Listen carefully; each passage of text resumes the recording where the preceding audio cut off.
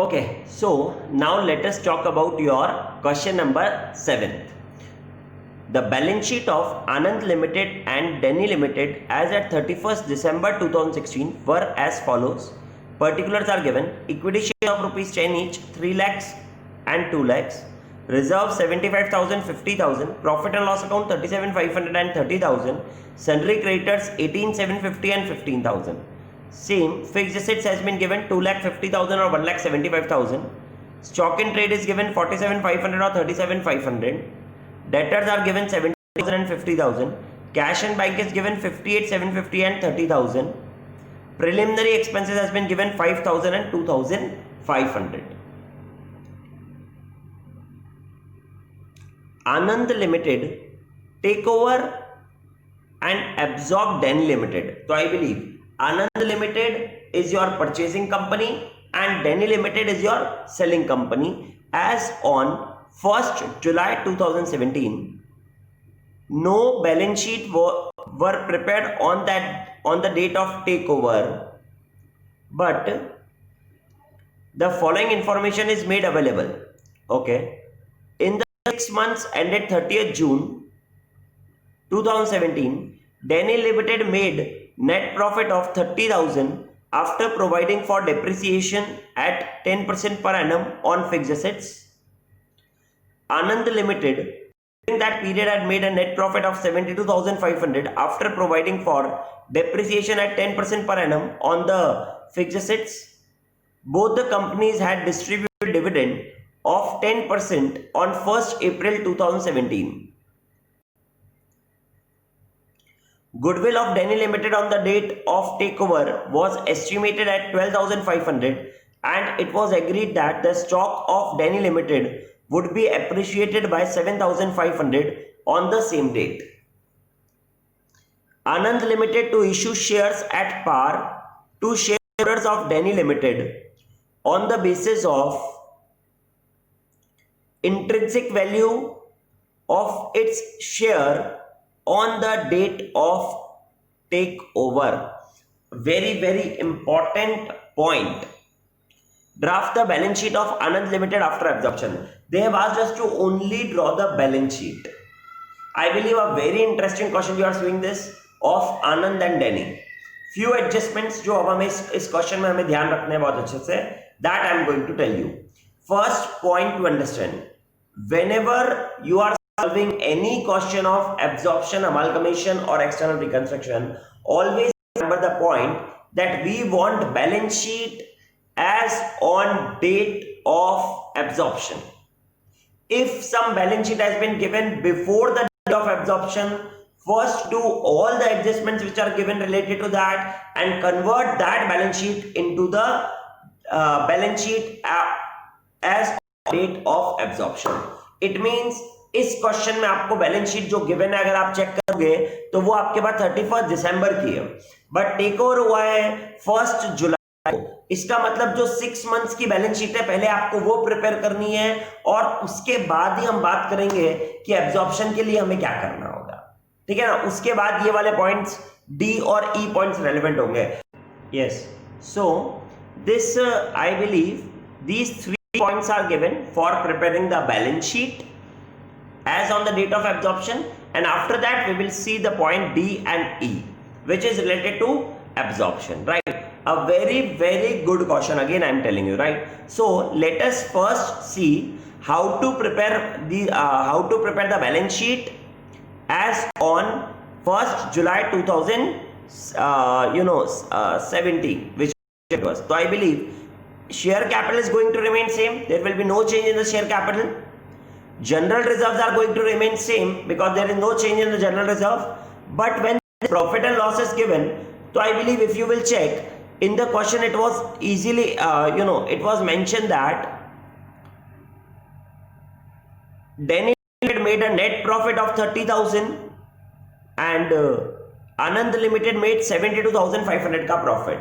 तो I believe ये वाले प्रॉफिट और लॉस को भी हमें उसमें ऐड करना पड़ेगा, बट उसमें से हमें साथ में क्या लेस करना है, हमें जो हमने डिविडेंड पे करा वो हमें लेस कर देना है, क्योंकि डिविडेंड भी तो हमने पे करा है।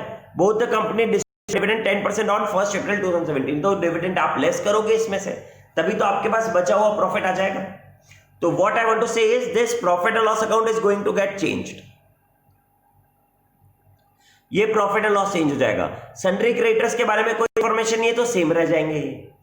ऐसे ही फिक्स्ड एसेट्स जब आप लिखोगे तो फिक्स्ड एसेट्स में हमको 10% डेप्रिसिएशन लेस करना है 6 मंथ्स का, और then we are going to show that fixed assets दे रखा है ना आपको, क्योंकि कि आप 10% per annum on fixed assets charge कर चुके हो, तो वो आप करोगे, राइट। उसके बाद what you are going to do is stock in trade को आपको, I believe stock in trade में कोई चेंज नहीं आएगा। Yes, there will be no change in the stock in trade. उसके बाद डेटर्स में कोई चेंज नहीं आएगा, प्रिलिमिनरी एक्सपेंसेस में कोई चेंज नहीं आएगा, बट कैश एंड बैंक में 58,750 और 30,000 जो गिवन है, इसमें हम हमारा कैश प्रॉफिट, नेट प्रॉफिट तो ऐड करोगे सही, बट जो डेप्रिसिएशन उसमें से लेस करके वो भी ऐड कर दोगे, और जो डिविडेंड आपने पे करा है वो माइनस कर दोगे, तो आपके पास अवेलेबल कैश बैलेंस आ जाएगा। तो मैं आपको पहले सिर्फ एक बार आनंद लिमिटेड के बारे में बताता हूं। पहले आपको 37,500 प्रॉफिट गिवन है, तो हम क्या करेंगे, देखो सुनो, आई वॉन्ट टू से हम 37,500 रुपीज लेंगे, इसमें हम प्लस कर देंगे आनंद का प्रॉफिट आपको गिवन है, और आनंद का प्रॉफिट 72,500, तो हम इसमें प्लस करेंगे 72,500, ठीक है ना। ये प्रॉफिट हो गया ना। अब इसमें से हम माइनस कर देंगे आनंद लिमिटेड की आपके पास इक्विटी कैपिटल 3 लाख गिवन है, यानी 30,000 का आई बिलीव उसने डिविडेंड दिया होगा, तो उसका प्रॉफिट एंड लॉस बचना चाहिए 80,000। 30,000 लेस कर दिया ना मैंने, तो अर्लियर प्रॉफिट में जो नेट प्रॉफिट है 6 मंथ्स का वो ऐड करा, और 30,000 का डिविडेंड लेस कर दिया, तो मेरे पास प्रॉफिट आ गया, जो मेरा चेंज हो गया 80,000 आ जाएगा। अब सेम मैं कैश बैलेंस की बात करता हूं साहब, ठीक है। तो कैश बैलेंस आनंद लिमिटेड में पहले से कितना था, 58,750 था। तो what I will do is 58,750 of cash balance, इसमें मैं प्लस करूंगा मेरा नेट प्रॉफिट। वो मेरे को नेट प्रॉफिट आनंद लिमिटेड में आया था 72,500, ठीक है। ये मेरा नेट प्रॉफिट ऐड कर दिया कैश बैलेंस में।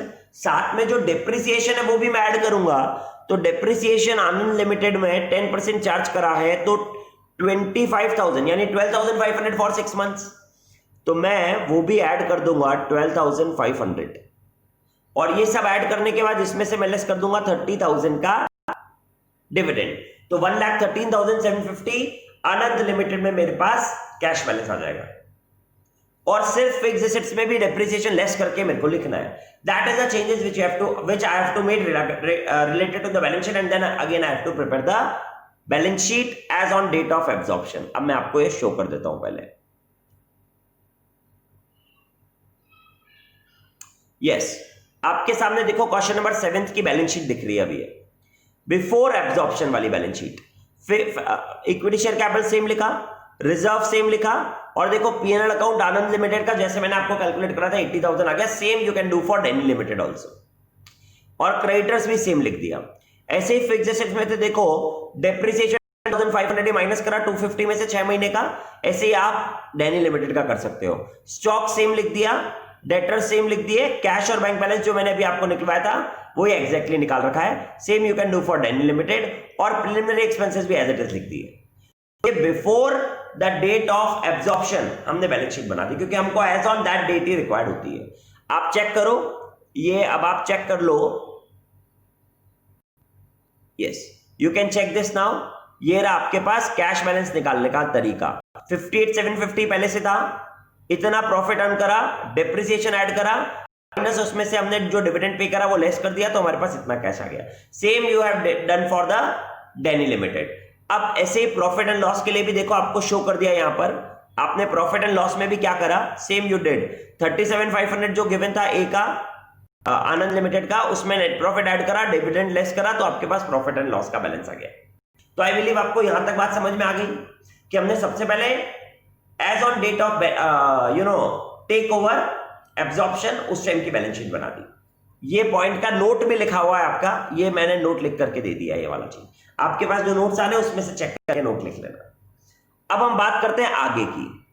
तो अब इस क्वेश्चन में हमसे क्या बोला है तो I believe after this now they have told us, Anand took over this balance sheet, और ये हमने वो कर दिया है, ठीक है। अब बोला है goodwill of the deny limited on the date of take over was estimated 12,500, ये डेनी लिमिटेड का है, and it was agreed that the stock of deny limited would be appreciated by 7,500 on the same date, ठीक है।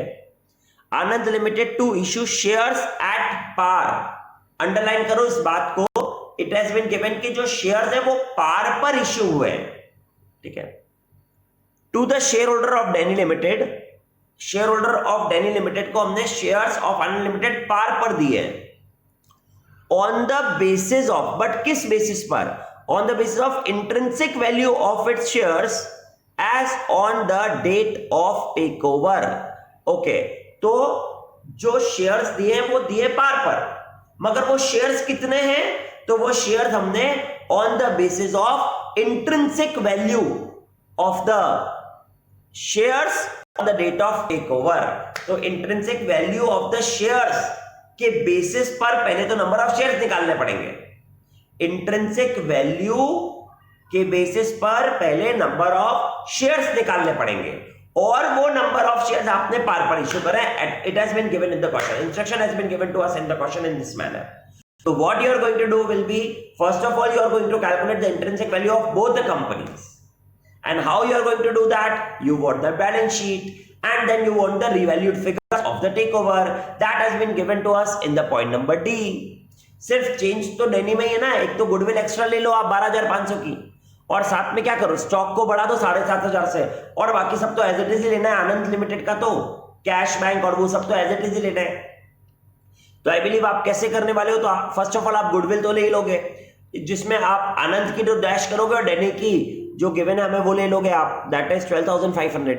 उसके बाद fixed assets जो अभी आपने कैलकुलेट करे, ये 250 और 175 मत लेना, इसमें से 10% का डिप्रिसिएशन लेस करके लेना, जो अभी हमने बैलेंस शीट में लिखा होगा. ठीक है. स्टॉक इन ट्रेड इसका 47,500 लिखना, और इसमें 37,500 प्लस 7,500 कर देना, तो ये 45,000 हो जाएगा. उसके बाद डेटर्स एज इट इज लिख दोगे, कैश एंड बैंक जो अभी आपने नया वाला कैलकुलेट करा वो लिख दोगे, प्रिलिमिनरी एक्सपेंसेस आएंगे नहीं तो ये सबको ऐड कर देंगे हम, और उसमें से हम सन्ड्री क्रेडिटर्स के अमाउंट को लेस कर देंगे. तो हमारे पास net assets for shareholders आ जाएगा, उसमें से हम less due for preference shareholder less कर देंगे जो कि निल है. तो हमारे पास ये shares for net assets for equity shareholders दिया जाएगा. Once you will get that divided by number of shares, so you will be getting the intrinsic value of both the companies. But we don't want intrinsic value of both the companies right now, क्योंकि ये जो net assets for equity shareholders है ये PC normally होता है, but इस बार question में ये नहीं हो सकता है, क्योंकि इस बार वो शेयर्स बोल रहा है कि सिर्फ शेयर्स निकालने हैं इंट्रिंसिक वैल्यू के बेसिस पर. तो आपको पता है ना हम नंबर ऑफ शेयर्स कैसे निकालते हैं. यस, कैसे निकालते हैं, जो भी इंट्रिंसिक वैल्यू आई या जो भी नेट एसेट्स आया डेनी लिमिटेड का, उसको हमें डिवाइड करना है इंट्रिंसिक वैल्यू पर शेयर ऑफ आनंद लिमिटेड. तो आपके पास नंबर ऑफ शेयर्स आते हैं. यही तो सिखाया था अभी इससे पहले वाले क्वेश्चंस में भी आपको. तो डेनी लिमिटेड के नेट एसेट्स लो, उसको डिवाइड करो आनंद लिमिटेड के इंट्रिंसिक वैल्यू से, तो आपको पता पड़ेगा कितने नंबर ऑफ शेयर्स हम देने वाले हैं डेनी लिमिटेड को. नॉर्मली हम उसको देते हैं intrinsic value of Anand limited पर, so that purchase consideration equal आ जाए उसके. बट इस क्वेश्चन में इंस्ट्रक्शंस गिवन है हमें कि हमें वैसा नहीं करना है, हमें नंबर ऑफ शेयर्स कैलकुलेट करने इंट्रिंसिक वैल्यू के बेसिस पर, बट देना उसको पार पर ही है. तो इसका मतलब जो आप शेयर्स कैलकुलेट करोगे वो कर रहे हो इंट्रिंसिक वैल्यू के बेसिस पर, बट उसको दोगे 10 रुपीज के हिसाब से. हाँ, तो इस बार आपका परचेज कंसिडरेशन नेट एसेट्स की वैल्यू के इक्वल नहीं आ रहा है. Therefore there will be the situation of either goodwill और कैपिटल रिजर्व, क्योंकि आपका नेट पेमेंट अलग हो रहा है और आपके नेट एसेट्स की वैल्यू अलग आ रही है. चलो दिखाता हूं ना मैं आपको. यस, अब आप इसमें चेक करो, जब इन्होंने ये कैलकुलेशन करा तो देखो इन्होंने कैलकुलेशन में आपको शो कर दिया ये वाली बात.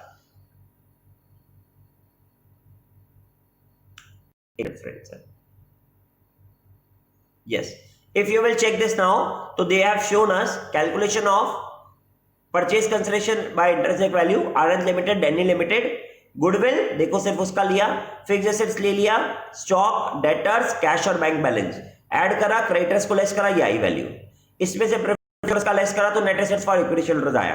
तो देखो 3,09,500 ये आपका परचेज कंसिडरेशन का अमाउंट होना चाहिए, बट अभी इस वाले क्वेश्चन में ये नहीं हो रहा है, बट हमने नंबर ऑफ शेयर्स निकालने के लिए this divide by this number of shares निकालने के लिए ये इंट्रिंसिक वैल्यू 15 रुपए से डिवाइड करा, देखो ये रहा नंबर ऑफ शेयर्स निकालने के लिए, तो आपके पास 20,500 शेयर आ गए। पर ये 20,500 शेयर हम दे किस पर रहे हैं?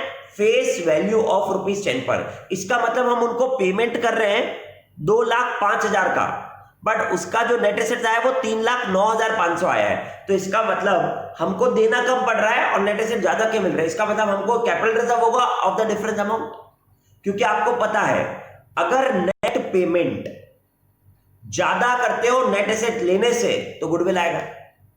अगर नेट पेमेंट इक्वल होता है नेट एसेट्स के तो गुडविल और कैपिटल रिजर्व की बात ही नहीं आएगी। बट अगर नेट पेमेंट कम कर रहे हो आप नेट एसेट से तो इसका मतलब there is a capital reserve for you. तो इस वाले क्वेश्चन में कैपिटल रिजर्व आ जाएगा हमारे पास। यही बस इस वाले क्वेश्चन की इंपॉर्टेंट बात है। देखो नोट वोट सब लिखा हुआ है, ये देखो क्या लिख दिया मैंने, not to be taken for issue of shares only for calculation of number of shares we have taken this ₹15। Normally करते हैं बट क्वेश्चन में इंस्ट्रक्शन 10 रुपीज का, इसलिए हम वो 10 रुपीज से कर रहे हैं। देखो मैं आपको चेक करवाता हूँ, ये रहा नेक्स्ट, आपको सारी बातें बता दी मैंने। डिस्चार्ज ऑफ पीसी में इक्विटी शेयर्स 20,500 दे रहे हैं 10 रुपए ईच के। अब क्योंकि हमारा परचेज कंसिडरेशन कम है, नेट एसेट्स की वैल्यू ज्यादा है, तो there will be the capital profit that will be transfer to capital reserve 1,02,500 का। बट आपको यह भी बात समझनी है कि जब बैलेंस शीट बनानी है तो कैपिटल रिजर्व और गुडविल एक साथ नहीं आ सकते। गुडविल बोला था ना वो 12,500 का लेने के लिए, और कैपिटल रिजर्व भी आ रहा है, तो हम नेट कैपिटल रिजर्व निकालेंगे गुडविल को लेस करके। तो you can check that capital reserve 1,02,500 minus goodwill 12,500 जो क्वेश्चन में गिवन। तो एज दोनों साथ में नहीं आएंगे, गुडविल भी आ जाएगी कैपिटल रिजर्व भी आ जाएगा, ऐसा नहीं होगा। तो इसलिए हम उसमें से एक ही लिखेंगे। तो नेट कैपिटल रिजर्व हमारे पास 90,000 हो जाएगा। Equity shares are issued at par. तो in the books of purchase company, हाँ अब हमें एक और बात ध्यान रखनी है कि अब हमें जब ये बैलेंस शीट बनानी है तो आई बिलीव हम बैलेंस शीट बनाते टाइम इक्विटी शेयर्स 3 लाख रुपए तो ये लिखेंगे, और जो 2,05,000 अभी आपने इश्यू करे वो भी आप लिख दोगे, ठीक है ना। रिजर्व्स में सिर्फ 75,000 आएगा, ये नहीं आएगा। प्रॉफिट एंड लॉस अकाउंट सिर्फ हमारा ही आएगा, उसका कुछ भी नहीं आएगा। और सन्ड्री क्रेडिट्स दोनों को ऐड करके लिख दोगे। ऐसे ही फिक्स्ड एसेट्स दोनों को ऐड करके लिख दोगे वो वाली वैल्यूज के जो आपने लिए थे। स्टॉक एंड ट्रेड को आप ऐड कर दोगे और इसमें 45,000 ही करना। डेटर्स को ऐड करके लिख दोगे, कैश एंड बैंक को ऐड करके लिख दोगे। बट प्रिलिमिनरी एक्सपेंसेस सिर्फ यही वाले आएंगे, आनंद के, डेनी के नहीं आएंगे, क्योंकि ऑफ कोर्स ही यार बात है, प्रिलिमिनरी एक्सपेंसेस तो डेनी वाले तो इक्विटी शेयर होल्डर्स में चले जाएंगे ना। Therefore that's it. And I believe वो कैपिटल रिजर्व आपने 90,000 निकाला वो भी आप लिख ही दोगे। In the books of purchasing company, preliminary expenses of selling company will not come. Goodwill will not come. Adjustment against capital reserve that has been given. And I believe now you can prepare the balance sheet. आप balance sheet बनाओगे और ये notes बना लोगे उसके balance sheet के. And then you will tally this. And I believe ये आपका tally हो जाएगा. That's it, friends. That was your question number 7 related to absorption. Now in the next lecture we will start with question number 8 and 9 which are related to external reconstruction. Thank you very much.